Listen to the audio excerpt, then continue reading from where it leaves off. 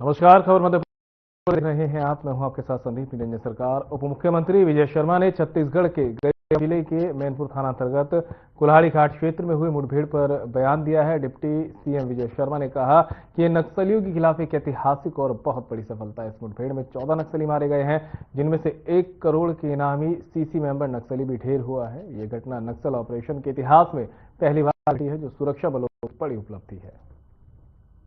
दिनों से ऑपरेशन जारी है, अभी भी जारी है। जब आप में बात कर रहे हैं तभी ऑपरेशन जारी है। वहां पर बहुत महत्वपूर्ण विषय मैं आपसे कह रहा हूं कि सीसी मेंबर एक जयराम करके है। वो पहली बार ये हुआ है कि किसी ऑपरेशन में मुठभेड़ में कोई सीसी मेंबर मारा गया हो। मुझे लगता है कि 1 करोड़ से अधिक के इनाम इनके ऊपर सभी राज्यों को मिला करके ऐसा होगा। इस तरीके से कुल मिलाकर अभी तक 14 नक्सली इसमें ढेर हुए हैं और अभी ऑपरेशन जारी है। मुझे लगता है कि कुछ और भी सफलता इसमें मिलेगी। हथियार भी इसमें बरामद किए गए हैं।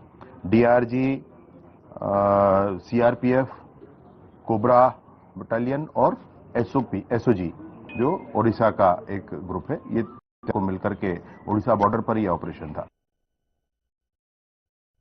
खबर रायपुर से है, जहां राजीव भवन में कांग्रेस विधायक दल की बैठक खत्म हुई। पूर्व मुख्यमंत्री भूपेश बघेल, पीसीसी चीफ दीपक बैज और तमाम नेता बैठक में मौजूद रहे। इस दौरान आगामी चुनाव की रणनीति के प्रत्याशियों के चयन को लेकर चर्चा की गई।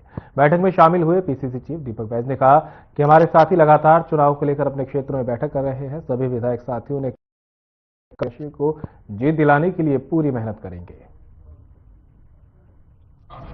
सब मंत्रियों के लिए और सरकार के लिए चुनौती है, वो भी हमारे पास है। और निश्चित रूप से किसान भी है। बहुत सारे ऐसे वर्ग हैं और ओबीसी तो वही है। बहुत सारे ऐसा वर्ग है जहां सरकार से नाखुश है, उनको कांग्रेस पार्टी साधने का काम करेगी।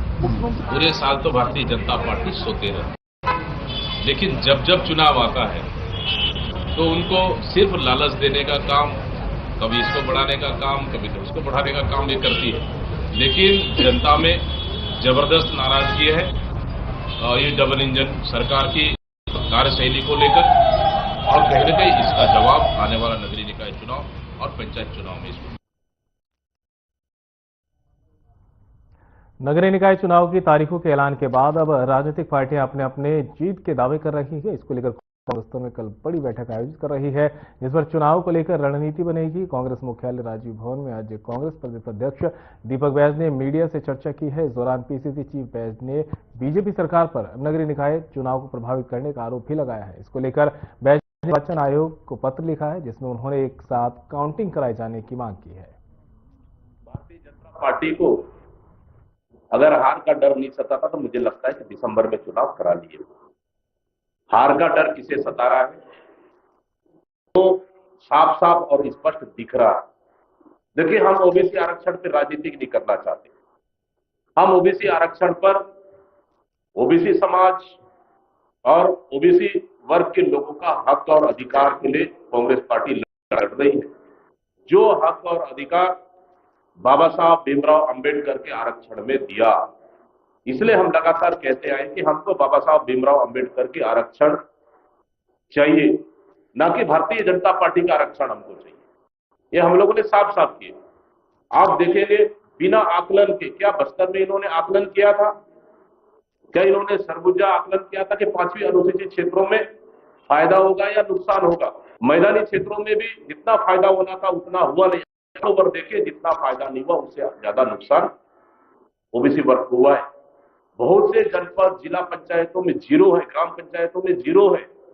जहां 25% हमारी सरकार में आरक्षण थी, वो जीरो हो चुकी है। पंच तक नहीं लड़ पाएंगे। भारतीय जनता पार्टी कार्यालय एकात्म परिसर में सोमवार को नगरीय निकाय चुनाव और त्रिस्तरीय पंचायत चुनाव के मद्देनजर एक आवश्यक बैठक रखी गई। बैठक में क्षेत्रीय संगठन महामंत्री अजय जम्वाल और प्रदेश संगठन महामंत्री पवन साय का मार्गदर्शन प्राप्त हुआ। क्षेत्रीय संगठन महामंत्री अजय जम्वाल ने कहा कि बीजेपी प्रत्याशी चयन पूरी पारदर्शिता से करती है। इसमें किसी प्रकार का कोई अपना पराया नहीं किया जाता है। चुनाव में सही प्रत्याशी को उतारना है और उसके लिए काम भी करना है। जिसको भी टिकट मिलेगी सब मिलजुल कर उसके साथ खड़े होंगे और उसको आगे बढ़ाएंगे।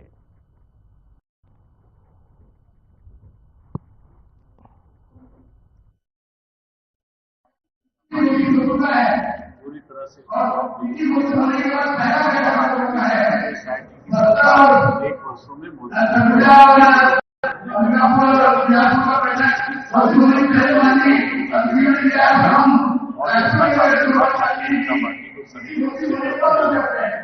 पूरी ओर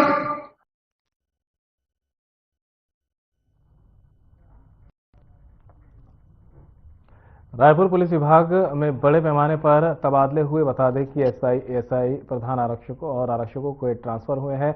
8 एसआई और 13 एएसआई को इधर से उधर किया गया है। 16 प्रधान आरक्षक और 20 आरक्षक का भी ट्रांसफर हुआ। ये रायपुर एसएसपी लाल उमेश सिंह ने जारी किए हैं।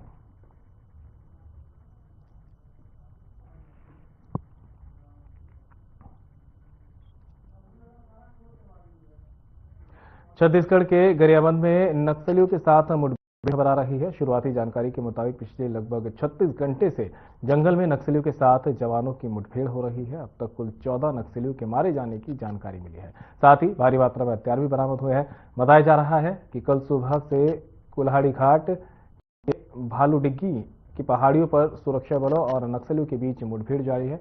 मुठभेड़ के बाद की गई सर्चिंग के दौरान कल 2 नक्सलियों के शव मिलने थे। इस दौरान एक घायल जवान को एयरलिफ्ट कर रायपुर लाया गया। छत्तीसगढ़ और उड़ीसा सुरक्षा बलों को कुल 10 टीमें के खिलाफ ऑपरेशन को अंजाम दे रही है। सर्चिंग के दौरान और भी नक्सलियों के शव मिलने की संभावना जताई जा रही है।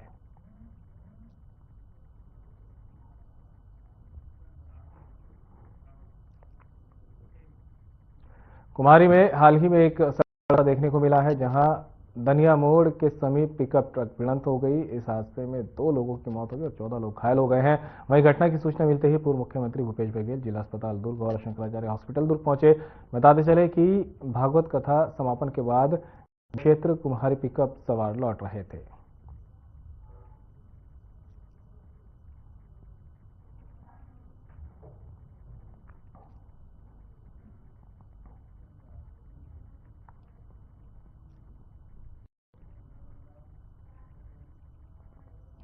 भोपाल के शासकीय पंडित खुशीलाल शर्मा आयुर्वेदिक संस्थान में सोमवार से 3 दिवसीय आयुर्वेद पर्व चलेगा। अखिल भारतीय आयुर्वेद महासम्मेलन की सहभागिता से हो रहे इस आयोजन का शुभारंभ मुख्यमंत्री मोहन यादव ने किया। कार्यक्रम में सीएम ने कहा कि लोग कहते हैं कि आयुर्वेद की दवाई देर से असर करती है, लेकिन मुझे आयुर्वेद की दवाई ने तेजी से असर किया है। मैं शिक्षा मंत्री से मुख्यमंत्री बन गया। कार्यक्रम में उच्च शिक्षा, तकनीकी शिक्षा और आयुष मंत्री इंदर सिंह परमार सहित गणमान्य व्यक्ति मौजूद रहे।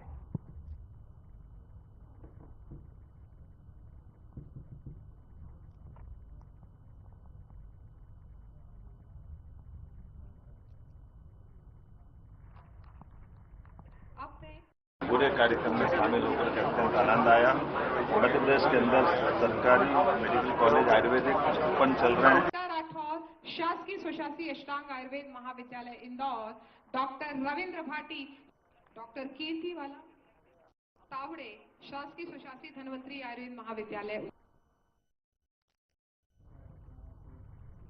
भोपाल में प्रदेश के पहले फिट इंडिया क्लब का शुभारंभ हुआ। बता दें कि फिट इंडिया क्लब का लोकार्पण मुख्यमंत्री मोहन यादव और केंद्रीय मंत्री डॉक्टर मनसुख मंडाविया ने किया है।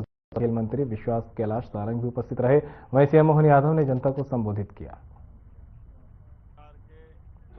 गौरवशाली अतीत को समेट करके फिट रहने के जो उत्कृष्टता दिखाई है, मेरी अपनी ओर से बधाई। इस अवसर पर हमारे खेल मंत्री और हमने मिलकर के इसका शुभारंभ किया है। यशस्वी प्रधानमंत्री की संकल्पना है, उसको साकार करने में हमारी सरकार कोई कोर कसर बाकी नहीं रहेगी। मेरी अपनी ओर से बधाई।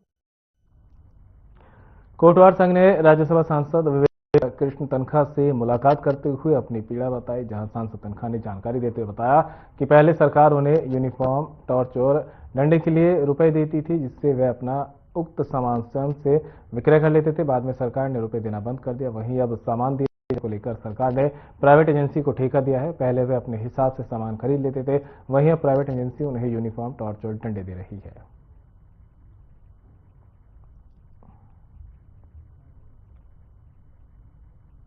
जो पूरा कोर्ट मध्य प्रदेश का आज मेरे पास मिलने आया, जब मैं कोर्ट से लौटा और अपनी पीड़ा बता रहा था कि इनको थोड़ा बहुत पैसा मिलता था अपने यूनिफॉर्म, टॉर्च और डंडे अड़ने के लिए, जिससे कि वो विलेजेस, गांव की रक्षा करते थे।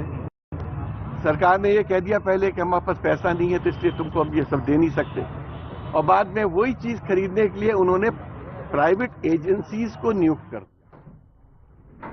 बीजेपी जिलाध्यक्ष महाराज सिंह दांगी ने जिला कार्यालय पहुंचकर पदभार ग्रहण किया है। इस दौरान सभी विधायक सहित बड़ी संख्या में अन्य पार्टी पदाधिकारी भी उपस्थित रहे। पदभार ग्रहण करने के बाद महाराजा सिंह डांगी ने बताया कि जिला पंचायत अध्यक्ष गीता रघुवंशी और नगर पालिका अध्यक्ष प्रीति शर्मा सहित उनके प्रतिनिधियों को नोटिस जारी किया गया है। नोटिस में पार्टी की नीति के विरुद्ध कार्य करने के मामले में जवाब मांगा गया है। हालांकि अध्यक्षों की ओर से नोटिस मिलने की पुष्टि नहीं की गई।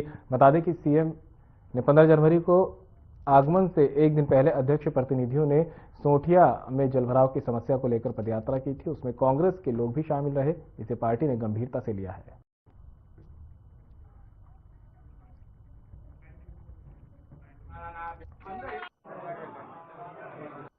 संगठन को लेके सबको साथ लेके चलेंगे, सबका संगठन का समन्वय बना के चलेंगे और फरवरी से सभी मंडलों का प्रवास करेंगे। देखिए, निष्ठावान कार्यकर्ता, अनुभवी मेहनती कार्यकर्ताओं को लिया जाएगा। जातिगत संतुलन भी बना के रखेंगे उसमें।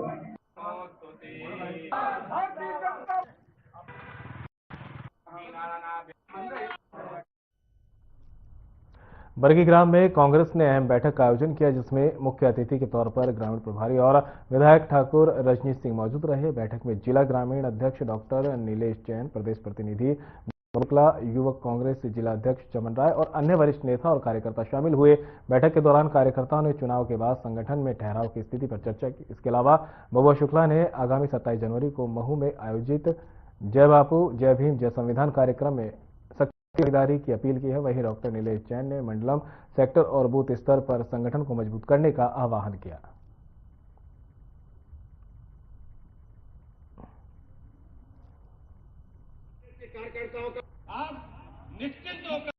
आज आप देख रहे हैं कि कितनी विशाल हमारी बैठक हुई और सब में उत्साह है कि जो कांग्रेस पार्टी के हमारे नेता आदरणीय डॉक्टर भीमराव अंबेडकर जी ने जो इस भारत में संविधान बनाया था, आज उस संविधान को कैसे आहत और चोट भारतीय जनता पार्टी के द्वारा पहुंचाई जा रही है। आज उसी के बात को संविधान की और ब्लॉक कांग्रेस कमेटी में एक तो संगठन को लेकर चर्चा हुई है कि किस प्रकार संगठन को चुस्त और दुरुस्त किया जाए। दूसरा, सामंजस्य की और निर्देशन की लिए भी कहा गया है। और सबसे बड़ी बात है कि हमारे इतिहास के साथ छेड़खानी की जा रही है। संविधान को खत्म करने का षड्यंत्र रचा जा रहा है। हमारे ऐतिहासिक पुरुषों को पूरे क्षेत्र से आज कांग्रेस के कार्यकर्ता जो आए और जो उनमें ऊर्जा हमारे ठाकुर साहब सम्मानीय विधायक जी ने पैदा की, उसके कारण आज हमारा पूरे क्षेत्र का कांग्रेस का कार्यकर्ता अति उत्साहित है। हर्षोल्लास के साथ इस कांग्रेस के सम्मेलन को जो यहाँ संपन्न हुआ है।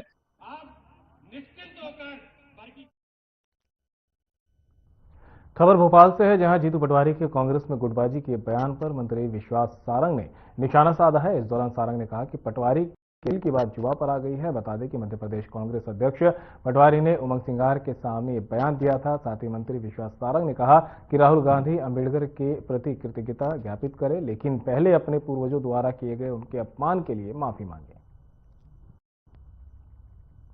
वो कहते हैं कि बीजेपी में बड़ी गुटबाजी है। अब देखिए, जब जवान से निकल गया तो रफू करने से दाग नहीं निकलेगा। जीतू पटवारी जी बोल चुके हैं कि कांग्रेस में कैंसर युक्त है और गुटबाजी का कैंसर है। ये हम नहीं कह रहे, उन्हीं ने कहा।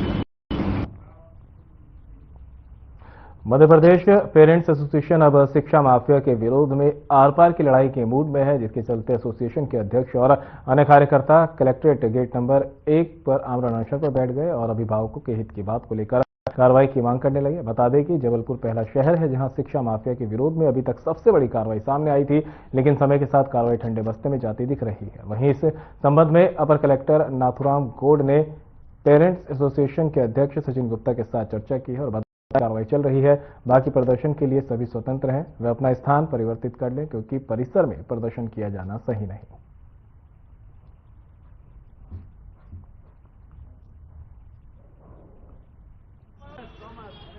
विगत में कलेक्टर महोदय द्वारा 12 स्कूलों पे एफआईआर कराई गई।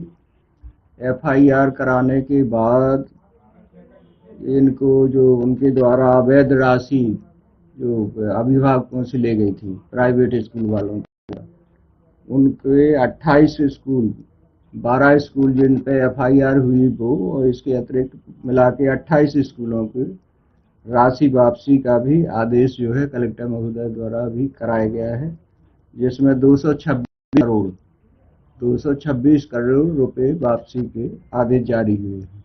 देखिए, पेरेंट्स एसोसिएशन द्वारा लगातार 1 वर्ष से फीस वृद्धि के मामले को लेकर आंदोलन किया जा रहा है। यह जो कार्रवाई हो रही है, सिर्फ माननीय कलेक्टर महोदय द्वारा कई कार्रवाई की गई है, पर ये पूरी कार्रवाई सिर्फ कागज तक सीमित हो पाई है। आज हम लोगों ने आमरण अनशन यहाँ पर बैठे हुए हैं, क्योंकि लगातार स्कूलों से बच्चों को और पेरेंट्स को प्रताड़ित किया जा रहा है, क्योंकि अगले माह एग्जाम है और बच्चों को धमकियां दी जा रही हैं कि एग्जाम देने नहीं मिलेगा। अलग लोगों को डराया धमकाया जा रहा है, बच्चों को बंद कमरों में रखा जाता है, लाइब्रेरी में रखा जाता है। आज पूरा पेरेंट्स परेशान हो चुका है। जी, हम यहाँ पे अनशन पे बैठे हैं। जो बच्चों की फीस वृद्धि करी गई है वो फीस कम करें और जो फीस हमारी एक्स्ट्रा फीस है उसको वापस करें, लेकिन यह स्कूल कोई भी। शाहजहांपुर कौटिल्य स्कूल में सड़क सुरक्षा महीने के अंतर्गत यातायात चित्रकला और निबंध प्रतियोगिता का आयोजन किया गया। इस कार्यक्रम का उद्देश्य बच्चों और आम जनता को यातायात नियमों के प्रति जागरूक करना था। प्रतियोगिता में विद्यार्थियों ने सुंदर चित्रकला के माध्यम से सड़क सुरक्षा और यातायात नियमों के महत्व को रेखांकित किया है। कार्यक्रम में मुख्य अतिथि के रूप में पुलिस अधीक्षक यशपाल सिंह राजपूत उपस्थित रहे। उनके साथ यातायात प्रभारी सौरभ शुक्ला, सूबेदार रवि वर्मा, सूबेदार सौरभ चौहान, स्कूल के निदेशक ब्रिजेश यादव, शशि यादव और साथ ही प्रधानाध्यापक नरेंद्र सिंह डोडिया, स्कूल स्टाफ और छात्र छात्राएं कार्यक्रम में शामिल हुए।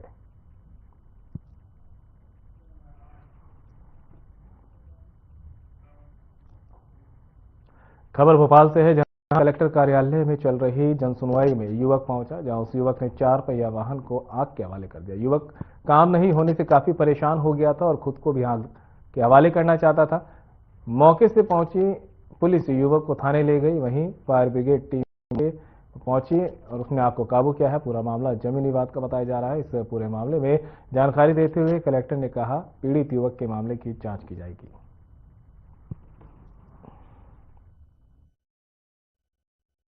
एक व्यक्ति ने जीनों पे खड़े होकर कलेक्टर कार्यालय की 4 नंबर की जो सीढ़ी है उसके ऊपर खड़े होकर मैंने पेट्रोल डाला अपने ऊपर। तो मेरा फासला लगभग 1 मीटर से भी कम है वहां से, जगह मैं आवेदन भर रहा हूं अपना, 1 मीटर से कम है। तो मैंने अकेले लगा, आग लग गई, गाड़ी में आग लग गई। गाड़ी के दरवाजे खोल दो, पुलिस वाले जो गेट हुए थे गाड़ी के दरवाजे खोल दो। एक व्यक्ति ऊपर चढ़ गया गाड़ी के ऊपर और वहां पे वो गाड़ी पे वो क्या है कि जो होतम जी नाम के व्यक्ति हैं उन्होंने गाड़ी में आग लगा दी थी। उनका ये कहना है कि हमारा एक प्रकरण एसडीएम के और एक हाईकोर्ट जबलपुर में चल रहा है और कोई जो शैलेंद्र पटेल व्यक्ति हैं वो उनको धमकी दे रहे होंगे। मैं इस पूरे मामले को दिखवा लेता हूं कि न्यायालय में क्या प्रकरण है, उसमें किस तरीके की मदद की जा सकती है और अगर कोई उन्हें धमकी दे रहा है तो उस पर कठोर कार्रवाई हो जाए। दोनों ही मामले में दिखवा रहा हूं।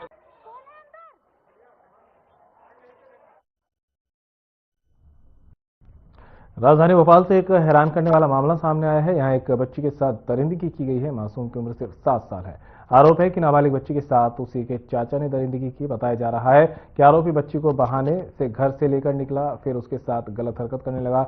पुलिस ने आरोपी को गिरफ्तार कर लिया है और मामले की जांच की जा रही है। जानकारी के मुताबिक आरोपी बच्ची के घर पहुंचा, उसने मासूम की मां को बाजार सब्जी लाने के लिए कहा और आरोपी बच्चे को बाजार घुमाने के बहाने से ले गया। आनंद नगर में जो जम्बूरी मैदान है वहां पर जो जंगल है छोटा, वहां पर एक आरोपी और उसकी सगी भतीजी वहां पर संदिग्ध अवस्था में मिले थे। वहां पर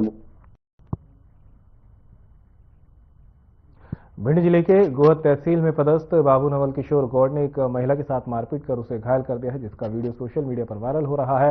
बता दें कि महिला अपनी फरियाद लेकर तहसील पहुंची थी। फिलहाल घायल महिला को इलाज के लिए अस्पताल पहुंचाया गया है। वहीं मारपीट के बाद मौके पर पहुंची पुलिस ने बताया कि महिला अपनी फरियाद लेकर गोहद तहसील पहुंची थी और जब महिला ने अपनी फरियाद सुनाई तो बाबू भड़क गए और अपना आपा खो बैठे। पैसा लेने की महिला बोल रही, इसी बात से झगड़ा हो गया था। तो जूता दिया था बाबूजी ने, महिला ने क्या किया था? वातावरण करिए, मतलब पीछे थाने खड़े गाली गलौज हुआ था, विवाद हुआ है। हाँ, विवाद हुआ था। बाबूजी ने मार दिया, डंडे से मारा। नहीं, जूता। खबर जबलपुर से है, जहां इन दिनों ऑनलाइन ठग लगातार लोगों को डिजिटल अरेस्ट का भय दिखाकर उनके साथ लाखों रुपए की ठगी कर रहे हैं। एक वृद्ध महिला इन ठगों का शिकार हो गई।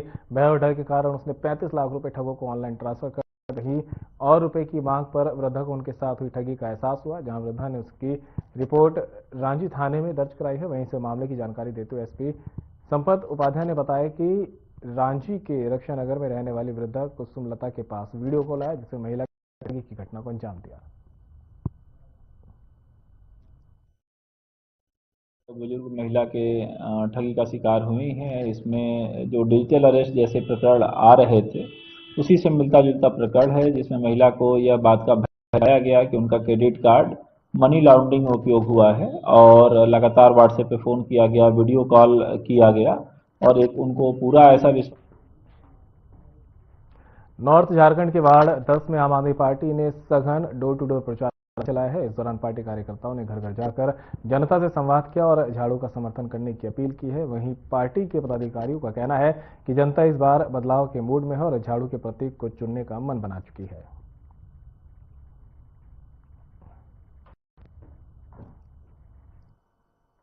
एमसीबी जिले के मनेंद्रगढ़ में आम आदमी पार्टी एक्टिव दिखाई दे रही है, जिनके जिला अध्यक्ष हमारे साथ बैठे हुए हैं और हम इनसे जो है आगामी चुनाव को लेकर के और नगर निगम चुनाव को लेकर के बात करेंगे, चर्चा करेंगे, क्या क्या मुद्दाएं हैं और क्या क्या मुद्दा को लेकर के आप जो है तो चुनाव लड़ेंगे। एमसीबी जिला में हम जितने जो 6 नगर निकाय हैं सभी में चुनाव लड़ेंगे, जनता के मुद्दों को लेकर लड़ेंगे। जिस तरह से आप देख रहे हैं, अभी हम लोगों ने 3 दिवस तक आमरण अनशन किया झगड़ाखांड में। वहां पर 6 माह से लोग पानी के लिए तरस रहे थे।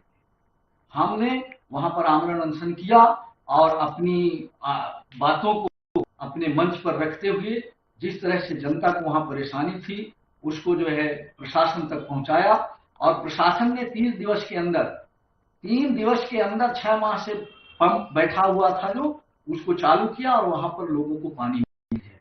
तो यहाँ काम तो बहुत सारे हैं।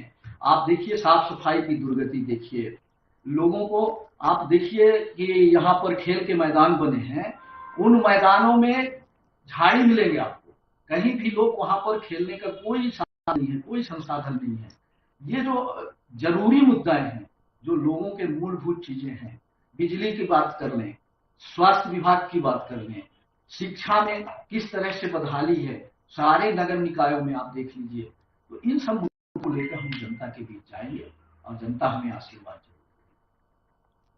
बिल्कुल, ये आगामी चुनाव के लेकर एक्टिव हैं और ये हमारे जिला अध्यक्ष आम आदमी पार्टी के थे। नगर निकाय चुनाव की तैयारी तेज हो गई है। इसी कड़ी में बीजेपी ने नरेटिव एवं कंटेंट टीम की सूची जारी कर दी है, जिसमें पंकज झा को नियुक्त किया गया है। 6 सदस्यीय टीम का गठन किया गया है।